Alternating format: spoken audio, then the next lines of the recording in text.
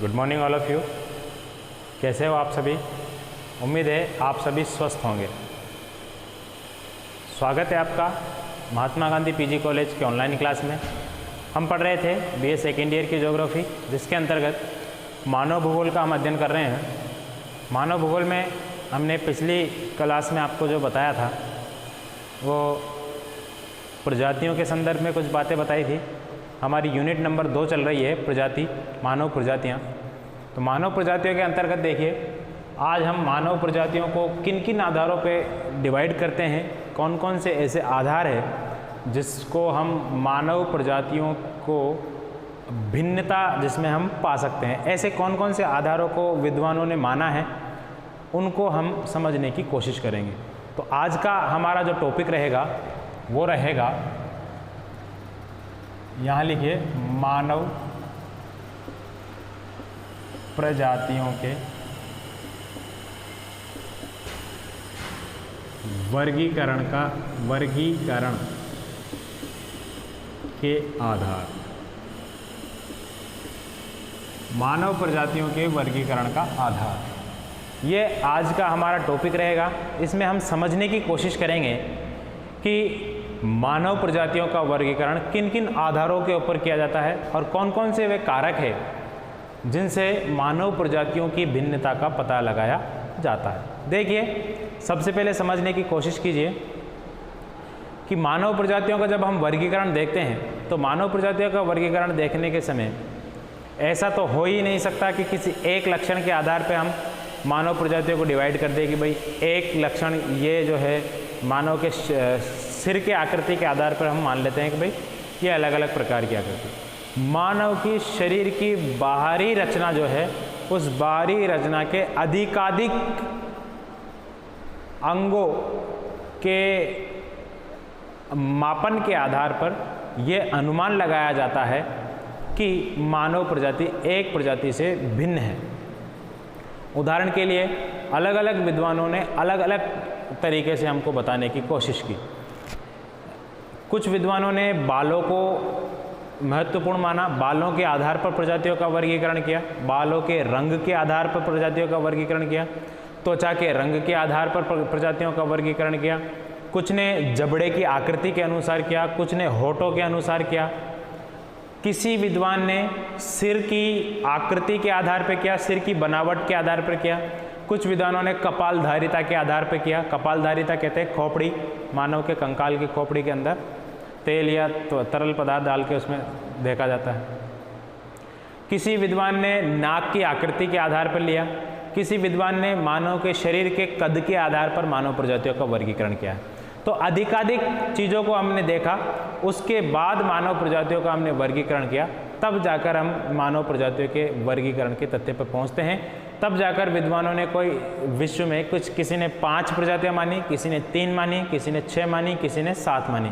आपके टेलर महोदय जो है उन्होंने प्रजातियों को 7 भागों में बांटा है। वो अगले टॉपिक में हम पढ़ेंगे, लेकिन उससे पहले प्रजातियों का वर्गीकरण। तो इसमें आप लिखिए मानव प्रजातियों के, इसमें लिखना शुरू कीजिए आप, मानव प्रजातियों के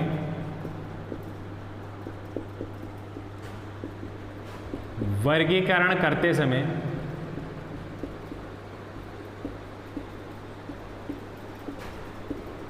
किसी एक या 2 बाहरी लक्षणों को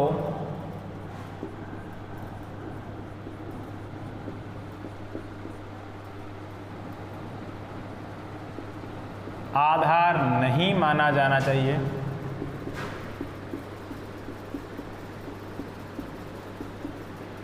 जबकि मानव शरीर के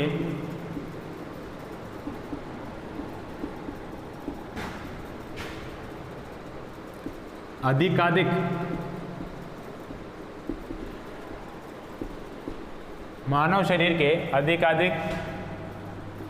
बाहरी लक्षणों को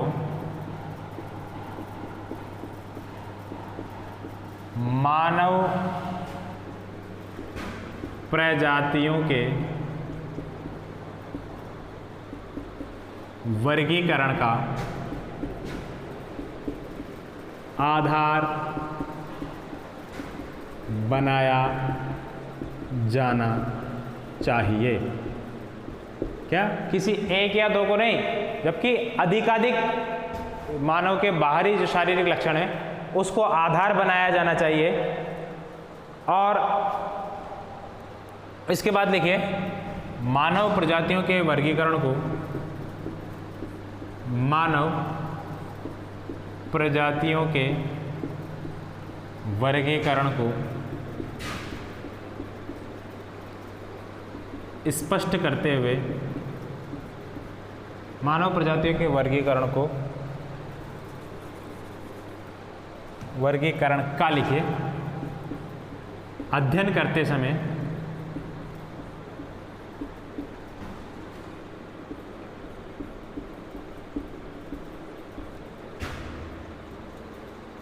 हमें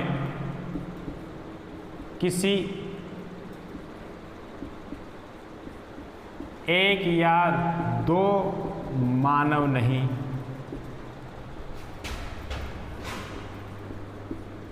बल्कि अधिकाधिक मानवों में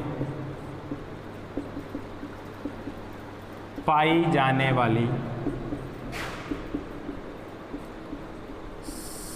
समानता और असमानता के आधार पर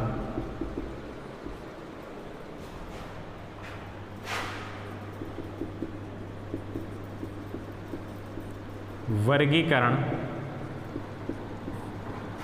करना चाहिए। इसके बाद लिखिए, मानव प्रजातियों का वर्गीकरण को निम्न कारकों के माध्यम से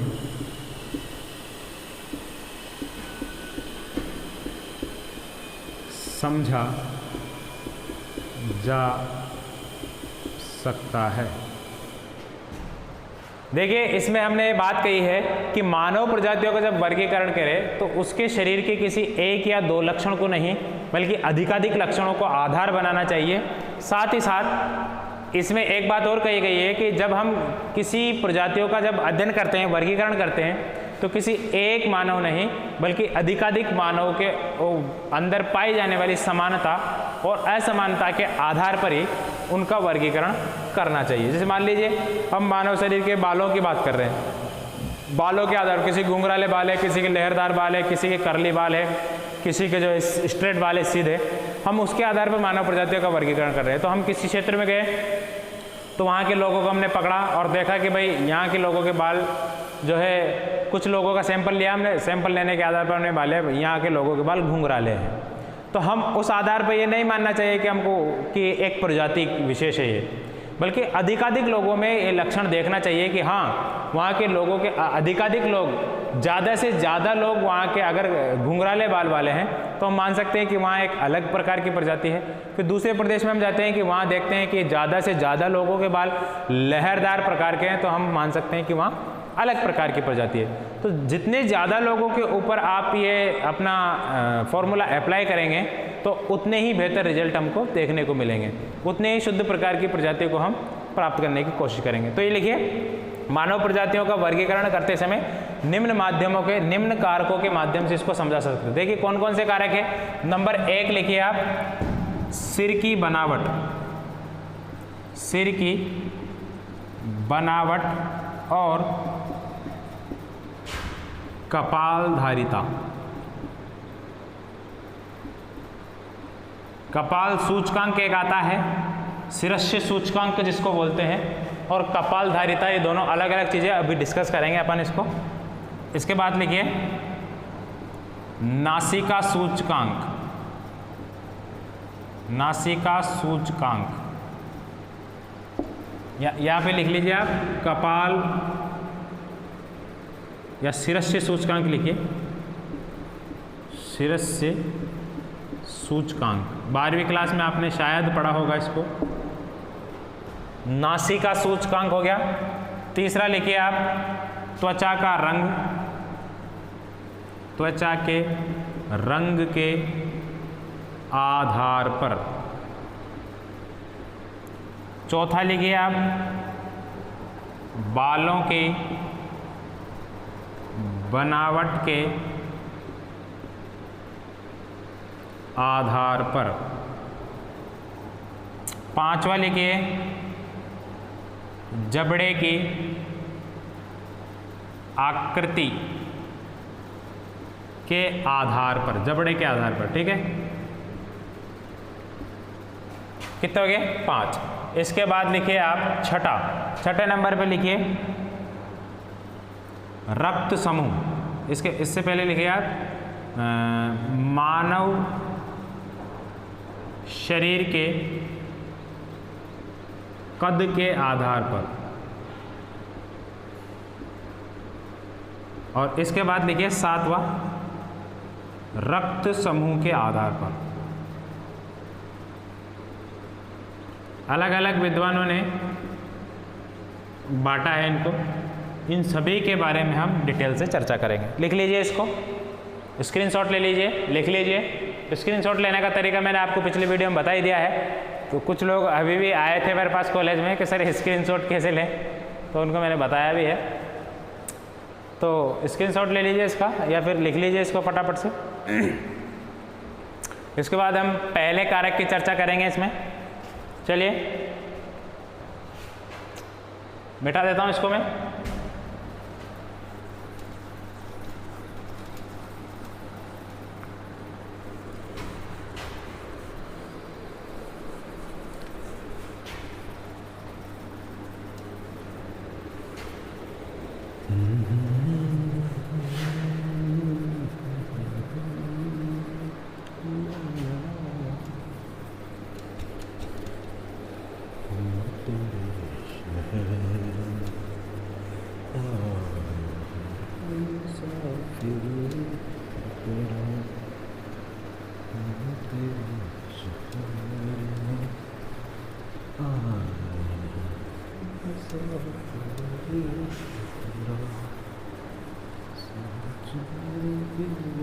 चलिए, इसके बाद नंबर 1 डालिए आप शिरस्य सूचकांक। शिरस्य सूचकांक या सिर की बनावट के आधार पर।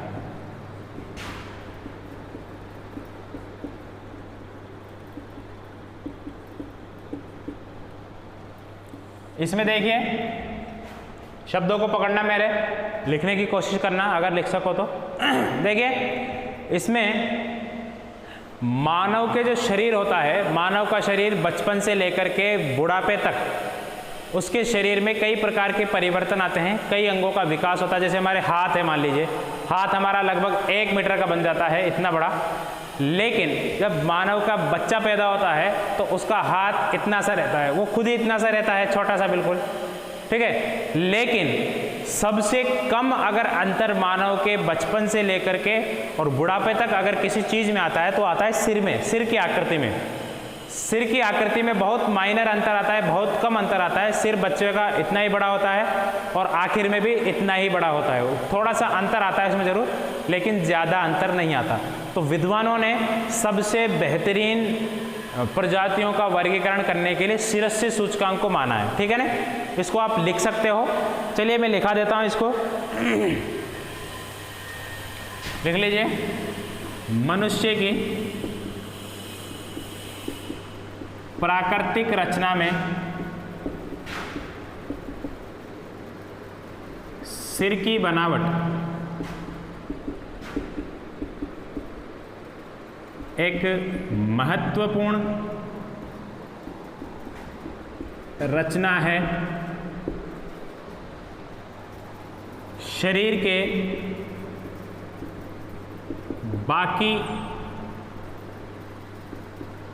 अंगों के तुलना में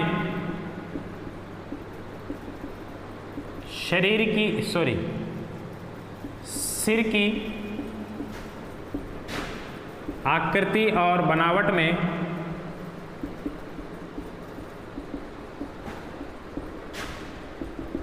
बहुत कम अंतर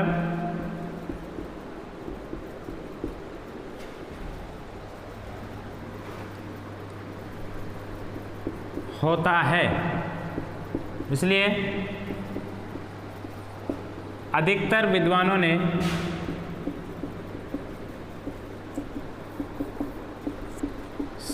सिर की बनावट को प्रजातियों के वर्गीकरण का प्रमुख आधार माना है। इसके बाद लिखिए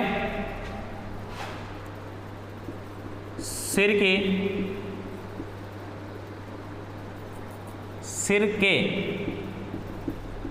शिरस्य सूचकांक निकालने के लिए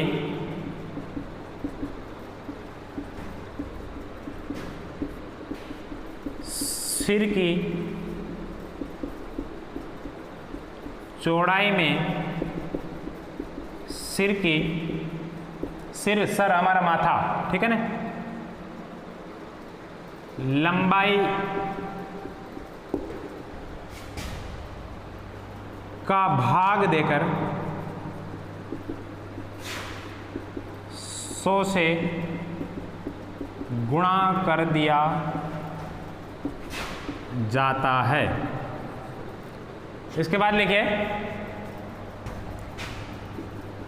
जिस प्रजाति या जिस कपाल का, लिखिए कपाल, खोपड़ा, जिस कपाल का शिरस्य सूचकांक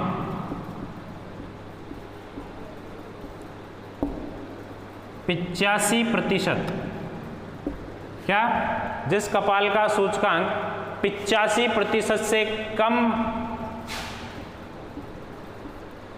पाया जाता है उसे लंबे सिर वाले या दीर्घकापालिक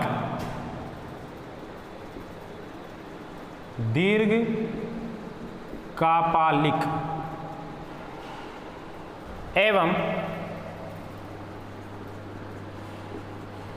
जिस कपाल का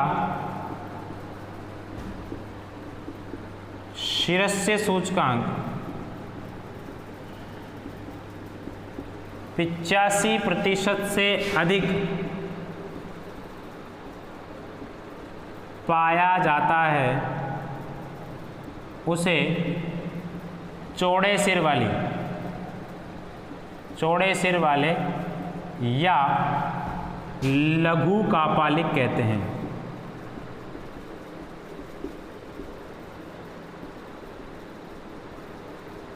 बात समझ में आ गई होगी मेरे ख्याल से।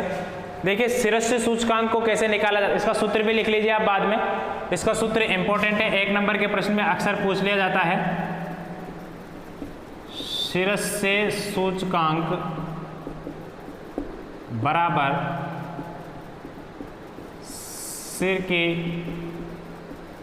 चौड़ाई बटा सिर की लंबाई इंटू 100, इस आधार पे इसको निकाला जाता है। क्या बात कही है, देखिए मनुष्य की प्राकृतिक रचना में सिर की बनावट महत्वपूर्ण रचना है, जो भी मैंने बता दिया आपको। बाकी अंगों की तुलना में इसकी बनावट में बहुत कम अंतर होता है। अधिकतर विद्वानों ने सिर की बनावट में प्रजातियों को बांटा है, प्रजातियों को वर्गीकरण का मुख्य आधार माना है। सिर की सूचकांक निकालने के लंबाई, उसकी चौड़ाई में, सिर की चौड़ाई में लंबाई का भाग दे दिया जाता है और उसको 100 से गुणा कर दिया जाता है। सिंपल सी बात है, जिस प्रजाति का 85% से अधिक आ जाएगा वो प्रजाति लंबे सिर वाली, 85% से कम पाया जाएगा लंबे सिर वाली, यानी कि उनका सिर थोड़ा सा लंबा होगा, चपटा होगा, और जिन प्रजातियों का 85% से अधिक पाया जाएगा वो चौड़े सिर वाली। अगर इसको निकालने की कोशिश करें हम तो देखिए, अगर सिर की लंबाई और चौड़ाई हम देखेंगे तो बहुत कम अंतर होता है इसमें, 1-2 इंच का ही अंतर होता है चौड़ाई में और लंबाई में, 1-2 इंच का ही अंतर होता है। तो कोई सी भी संख्या ले लीजिए आप, 1-2 इंच चौड़ाई उसकी कमी रखेंगे हम, क्योंकि चौड़ाई सिर की अक्सर कमी होती है। 1-2 इंच वाले अंतर वाली कोई सी भी संख्या लेकर के आप इस तरीके से डिवाइड करके देख सकते हैं, आपका इतना ही लगभग आएगा 80-85 के आसपास ही, ठीक है। तो इस तरीके से हम इसको कर सकते हैं। सिरस्सी सूचकांक निकालने का आसान सा सूत्र है सिर की चौड़ाई बटा सिर की लंबाई इंटू 100। समझ में आगे होगी आपके बात। जिस कपाल का सिरस्सी सूचकांक 85% से कम उसे लंबे सिर वाले, और जिसका सूचकांक 85% से अधिक उसे चौड़े सिर वाले। अब कपाल धारिता, एक शब्द और है कपाल धारिता किसको कहते हैं। तो कपाल का सूचकांक था, कपाल धारिता मैंने अभी आपको बताया था। कपाल धारिता में क्या करते हैं, कपाल धारिता में खोपड़ी जो मानव की होती है, खोपड़ी इस तरीके से खोपड़ी जो होती है, इस खोपड़ी के अंदर तरल पदार्थ भरते हैं। तरल पदार्थ बोले तो तेल या पानी, इसको भरते हैं और उसका आयतन चेक किया जाता है, कितना पानी उसमें आ रहा है, कितना पानी उसमें नहीं आ रहा। तो इस आधार पर बड़े सिर छोटे सिर वाली प्रजातियों का वर्गीकरण करते हैं। सामान्यतः जो मंगोलाइड प्रजाति होती है, अभी हम पढ़ेंगे मंगोलाइड किधर की होती है। मंगोलाइड प्रजाति चीन वाले लोग, चीनी लोग, उनका खोपड़ा बड़ा होता है, उनकी खोपड़ी जो है थोड़ी सी बड़ी होती है आकृति में, शरीर के मुकाबले उनकी खोपड़ी बड़ी होती है, तो उनका कपाल धारिता ज़्यादा पाया जाता है। जबकि नीग्रो प्रजाति के जो लोग होते हैं, काले लोग जो होते हैं, उनकी खोपड़ी छोटी होती है, तो वो लोग जो है उनकी कपाल धारिता कम पाई जाती है। इस तरीके से हम कपाल धारिता का भी पता लगा लेते हैं, ठीक है। चलिए सर, अब आप लिख सकते हो इसमें, अगर लिखना चाहो तो। सबसे कम कपाल धारिता, कम कपाल धारिता वाली प्रजाति मंगोलाइड है। सामान्य कपाल धारिता वाली प्रजाति वो काकेशाइड है,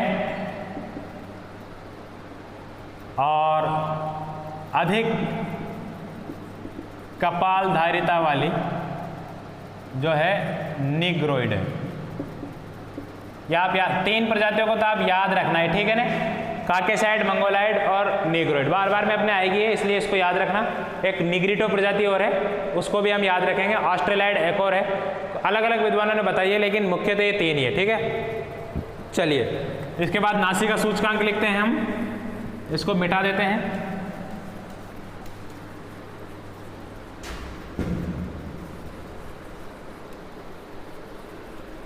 वीडियो हमारा आज का थोड़ा लंबा हो जाना चाहिए, मेरे ख्याल से लंबा ही होगा, क्योंकि इम्पोर्टेंट चीज़ें हैं आज।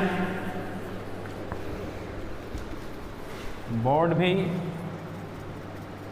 थोड़ी मुश्किलें पैदा कर रहा है, आसानी से साफ नहीं होता है। चलिए, इसके बाद नंबर 2 लिखिए, नासिका सूचकांक। नासिका सूचकांक, नासिका सूचकांक के अंतर्गत नाक की लंबाई और चौड़ाई का अनुपात लगाया जाता है। लिखिए, इसमें नासिका सूचकांक के अंतर्गत नाक की चौड़ाई में नाक की लंबाई का भाग देकर उसे 100 से गुणा करते हैं। ये बहुत मुश्किल चीज़ नहीं है, ज़्यादा लिखाने की चीज़ भी नहीं है, लेकिन फिर भी लिखवानी पड़ रही है। तथा उसके आधार पर प्रजातियों का वर्गीकरण किया जाता है। प्रजातियों का वर्गीकरण किया जाता है। इसके बाद लिखिए जिस प्रजाति की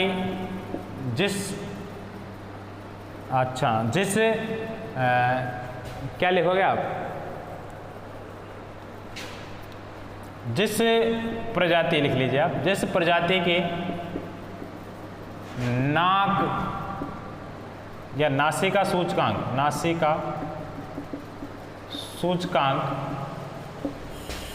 85% से अधिक होता है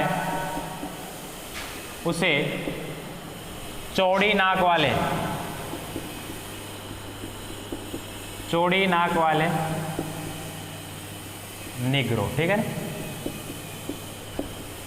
75 से 85% के बीच होने पर सामान्य नाक वाले कह सकते हैं मंगोल, एवं 70% या 75% से कम होने पर पतली नाक वाली प्रजाति कहा जाता है। पतली नाक वाली बोले तो काकेशाइड। देखा होगा आपने, काकेशाइड सफ़ेद गोरे लोग होते हैं, गोरे लोगों की नाक देखी होगी अक्सर लंबी होती है। अफ्रीका के लोगों की नाक, जो नीग्रो लोग होते हैं उनकी नाक देखी होगी आपने मोटी होती है, थोड़ी चौड़ी, ठीक है। काकेशाइड कहते हैं, कहा जाता है। इसका भी सिरस्वी सूचकांक इस तरीके से, इसका भी नासिका सूचकांक निकलता है। नासिका सूचकांक बराबर नाक की चौड़ाई बटा नाक की लंबाई इंटू 100। लिख लीजिए आप इसको, स्क्रीनशॉट ले लीजिए, लिख लीजिए, वक्त है आपके पास। इसके बाद हम पढ़ेंगे त्वचा के रंग के आधार पर तीसरा हमारा जो है, मिटा देता हूं इसको मैं।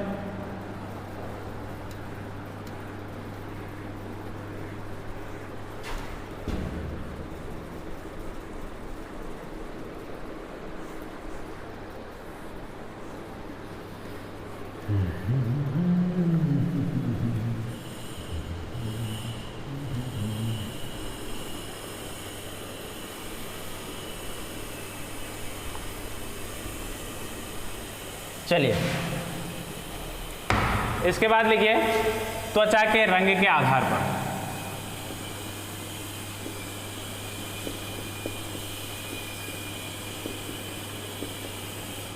देखिए नाक और कपाल, जो सिर की बनावट है, सिरस्वी सूचकांक, नासिका सूचकांक, इसके आधार पर अधिकतर विद्वानों ने इसका वर्णन किया है। लेकिन त्वचा के आधार पर प्रजातियों का वर्गीकरण करने वाला विद्वान, उसका नाम लिख लीजिए आप, कुवियर के अनुसार ये वर्गीकरण अलग अलग विद्वानों ने कहा था मैंने आपको, लेकिन नासिका सूचकांक, सिरस्वी सूचकांक अधिकतर विद्वानों ने माना है क्योंकि वो कॉमन चीज़ है। नाक के आधार, त्वचा के रंग के आधार पर जो वर्गीकरण प्रस्तुत किया है वो किसने किया है? कुवियर महोदय ने। कुवियर ने क्या माना है? लिखिए, कुवियर ने प्रजातियों का वर्गीकरण त्वचा के मानव, कैसे लिखना, मानव की त्वचा के रंग के आधार पर किया है। उन्होंने 3 प्रकार की त्वचा वाले लोगों का या मानव समूह का, लिखिए मानव समूहों का वर्णन किया है। पहला लिखिए आप श्वेत रंग। सफेद रंग की प्रजाति को इसने ल्यूकोडर्मी नाम दिया है। ल्यूकोडर्मी, ल्यूकोडर्मी नाम दिया है सफेद रंग की प्रजाति को, जो सामान्यतः काकेशाइड प्रजाति होती है। ठीक है। दूसरे नंबर पर इन्होंने पीले रंग की प्रजाति को बताया है।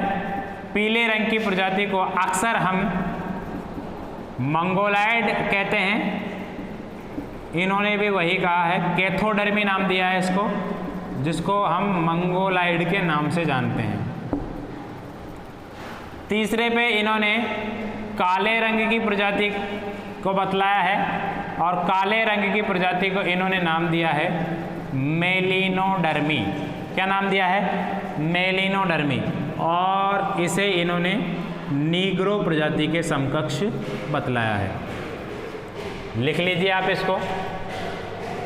श्वेत कलर, पीला कलर और काला कलर, 3 कलर की बात की इन्होंने, और तीनों कलरों में इन्होंने क्या कहा? ल्यूकोडर्मी, कैथोडर्मी और मेलिनोडर्मी, काकेशाइड, मंगोलाइड, नीग्रोइड। लिख लिया होगा आपने। इसको भी हम मिटा देते हैं। त्वचा के रंग के आधार पर हो गया। अब बालों के आधार पर देखिए किसने किया है। बालों के आधार पर वर्णन करने वाला विद्वान हक्सले है। क्या नाम है उसका? हक्सले। चलिए टॉपिक डालिए आप, बालों के आधार पर, बालों की बनावट के आधार पर। ऐसे लिखिए, बालों की बनावट के आधार पर किसने दिया है यह वर्णन? हक्सले ने। हक्सले नामक विद्वान ने बालों की बनावट के आधार पर वर्णन दिया है, जिसमें उन्होंने क्या कहा है? लिखिए, इन्होंने ऊन जैसे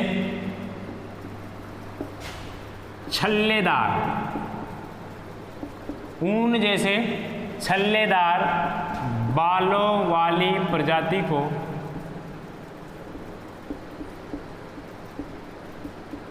यूलोट्रिकी नाम दिया है। यूलोट्रिकी, जिसको हम नीग्रो के नाम से जानते हैं।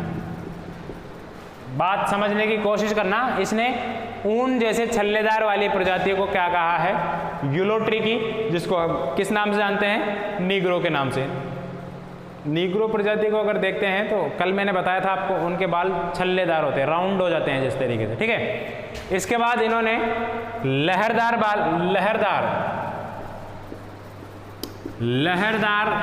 बाल वाली प्रजाति को क्या कहा है? सिमोट्रिकी। ये नाम याद रखना इनके अनुसार। कई बार परीक्षाओं में पूछ ले जाते हैं सिमोट्रिकी, यूलोट्रिकी। ये नेट के एग्जाम में काफ़ी पूछा जाता है। ये हेडन के अनुसार, हक्सले के अनुसार, टेलर के अनुसार, कुवियर के अनुसार प्रजातियों का वर्गीकरण पूछा जाता है अक्सर ये। तो प्रजाति लहरदार वाले प्रजाति को सिमोट्रिकी नाम दिया है, जिसको हम काकेशाइड के नाम से जानते हैं। काकेशाइड। गोरे लोग जो होते हैं उनके बाल अक्सर देखें लहरदार होते हैं। लहरदार बोले तो बाल उगा, थोड़ा सा नदी की तरह घूमा और घूमने के बाद फिर लंबा हुआ, इस तरीके से। हमारे यहाँ भी कई लोगों के बाल पाए जाते हैं लहरदार प्रकार के। ठीक है। और तीसरे जो प्रकार के बाल है सपाट बाल। सपाट कह सकते हैं या सीधे कह सकते हैं। सीधे बाल वाली प्रजाति को इसने क्या कहा है? लियोट्रिकी। क्या कहा है? लियोट्रिकी, जिसको मंगोलाइड के नाम से जाना जाता है। मंगोलाइड। चीनी लोग देखे तुमने? हाँ देखे सर। चीनी लोगों के बाल कैसे होते हैं? चीनी लोगों के बाल खड़े हुए होते हैं, बिल्कुल एक एक बाल आप गिन सकते हो इस तरीके से। लेकिन हमारे बालों को आप नहीं गिन सकते। अफ्रीका के लोगों के बाल को तो हम गिन ही नहीं सकते। ठीक है। इस तरीके से इसने हक्सले ने जो है बालों की बनावट के आधार पर वर्णन किया है। ऊन जैसे बाल वालों को यूलोट्रिकी निग्रो कहा है, लहरदार बाल वालों को सिमोट्रिकी काकेसाइड कहा है, और सपाट या सीधे बाल वाली प्रजाति को इन्होंने मंगोलाइड या क्या कहा है, लियोट्रिकी कहा है। किसने दिया था ये? हक्सले ने, याद रखना। अब इसके बाद देखते हैं जबड़े के आधार पर। जबड़ा तो जानते हो ना आप किसको बोलते हैं? कहते हैं ना जबड़ा तोड़ दूंगा तेरा, वही जबड़ा। ध्यान रखना, जबड़ा कहते हैं हमारे मुंह के उस भाग को जो हिलता है, जो नहीं हिलता उसको जबड़ा नहीं कहते हम, ठीक है ना। ये नीचे वाला जो भाग दिखाई दे रहा ना हमको, नीचे वाले जो दांत है ये वाला ये भाग हमारा हिलता है, बाकी नहीं हिलता। ठोडी जिसको बोलते हैं, ठोडी जिसमें आती है। चलिए आप सब समझते हो इसके बारे में। जबड़े के आधार पर, जबड़े के आधार पर प्रजातियों का वर्गीकरण। कितने मिनट का वीडियो है? 35 मिनट का। चलिए, जबड़े के आधार पर वर्गीकरण करने वाला विद्वान कौन था? जबड़े के आधार पर वर्गीकरण करने वाला विद्वान था डकवर्थ। क्रिकेट में एक नियम काम करता है, डकवर्थ लुईस नियम। ये पता नहीं कौन सा विद्वान था जिसने ये डकवर्थ लुईस नियम दिया। ये डकवर्थ लुईस नियम क्रिकेटरों के भी समझ में नहीं आता। एक बार सौरव गांगुली ने कहा था कि ये नियम किसने दिया है, ये आज तक मेरे समझ में नहीं आया, जबकि सौरव गांगुली भारत के महानतम कप्तानों में से एक है। जब महेंद्र सिंह धोनी नहीं थे तब सौरव गांगुली चलता था, दादा। चलिए, डकवर्थ नाम के विद्वान ने जबड़े के आधार पर जो है प्रजातियों का वर्गीकरण किया। जबड़े आपने प्रजातियों को देखो, हमारे जबड़े तो सामान्य होते हैं, हमारे जो नाक की सीध में हमारे जबड़े होते हैं, लेकिन कुछ प्रजातियों के जबड़े हम देखेंगे, अफ्रीका के लोगों के जबड़े जब हम देखते हैं थोड़े से बाहर की तरफ ठोड़ी उनकी निकली हुई होती है, शरीर पीछे की तरफ होता है। मंगोलाइड लोगों को देखें तो ये जो पेशानी जिसको बोलते हैं अपन, ललाट जिसको बोलते हैं, यहाँ क्या बोलते हैं, पटपड़ा, हाँ, वो जो है बाहर की तरफ निकला हुआ होता है, और थोड़ी ये जो है अपना ये जबड़ा जो है अंदर की तरफ होता है। कौन से लोगों का? मंगोलाइड लोगों का। तो इसी तरीके से इसने समझाने की कोशिश की है। जबड़े के आधार पर अत्यधिक उभरा हुआ जबड़ा, आपने ग्रेट खली को देखा होगा,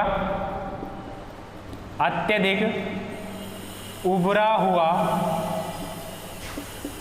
जबड़ा, अत्यधिक उभरा हुआ जबड़ा इसने नीग्रो प्रजाति का माना है, जबकि सामान्य जबड़ा इसने किसका माना है? मैं आपको बहुत शॉर्ट माध्यम में लिखा रहा हूँ ये। इसको हम अगर लाइन के जो है माध्यम से लिखना चाहें, अगर जस्ट फ्लो में लिखना चाहें तो आप इसको लिख सकते हो 4 या 5 या 6 लाइनों में। इस तरीके से आप इसको लिख सकते हो। इसको ऐसे लिख सकते हो, जबड़े के आधार पर प्रजातियों का वर्गीकरण करने वाला डकवर्थ विद्वान है। डकवर्थ विद्वान के अनुसार अत्यधिक उभरे हुए जबड़े वाली प्रजाति को नीग्रो प्रजाति के नाम से जाना जाता है, सामान्य जबड़े वाली प्रजाति को काकेसाइड प्रजाति के नाम से जाना जाता है। इस तरीके से आप इसमें लिख सकते हो। मैं आपको शॉर्ट थोड़े से बता रहा हूँ, क्योंकि बहुत ज़्यादा लिखेंगे तो बहुत टाइम लग जाएगा हमको। और अंदर दबा हुआ जबड़ा, अंदर दबा हुआ जबड़ा इसने मंगोलाइड प्रजाति का माना है, मंगोलाइड प्रजाति। बहुत आसान है, ज़्यादा मुश्किल नहीं है, समझने की कोशिश करो तो सब समझ में आता है, ठीक है। इसको क्या है, हम रटने के बजाय हम प्रैक्टिकली देखें, प्रैक्टिकल रूप में हम देखने की कोशिश करें। तो हमने देखा है, दोबारा देखने की क्या जरूरत है हमको? चीन के लोगों को देखा है, मंगोल के लोगों को देखा है, भारत के लोगों को देखा है, जो दक्षिण पूर्वी उत्तरी पूर्वी एशिया भारत के लोग हैं, जो है नागालैंड के हुए, असम के हुए, मणिपुर के, यहाँ के लोगों को देख लीजिए आप। यहाँ के लोगों चीनी सभ्यता से मिलते जुलते हैं। यहाँ के लोगों का जबड़ा जो थोड़ा सा अंदर की तरफ धंसा हुआ होता है। अफ्रीका के लोगों को देखा ही होगा आपने, क्रिकेट में टीवी के मैच आते हैं, नहीं तो देख लिया करो, आजकल यूट्यूब वगैरह सब में आता है, देख लिया करो। वहाँ के लोगों के जबड़े थोड़े से बाहर निकले हुए मिलेंगे। ग्रेट खली को देख लिया करो, सबसे अच्छा उदाहरण है ग्रेट खली, उसका जबड़ा बहुत ज़्यादा बाहर निकला हुआ है। हम लोगों को देख लीजिए जो काकेसाइड प्रजाति से हैं, काकेसाइड प्रजाति के जो लोग हैं, इंग्लैंड के लोग जो हैं, या फिर यूँ मान लीजिए आप गोरे लोग जितने भी हैं, उन सभी के जबड़ा देखेंगे तो सामान्य जबड़ा है। हमारा जबड़ा भी सामान्य में आता है, ठीक है। तो काकेसाइड प्रजाति में सामान्य जबड़ा, अत्यधिक उभरा हुआ जबड़ा नीग्रो लोगों का, अंदर दबा हुआ जबड़ा मंगोलाइड लोगों का पाया जाता है। इसके बाद दो और बाकी है हमारे, शारीरिक कद के अनुसार और रक्त समूह के अनुसार।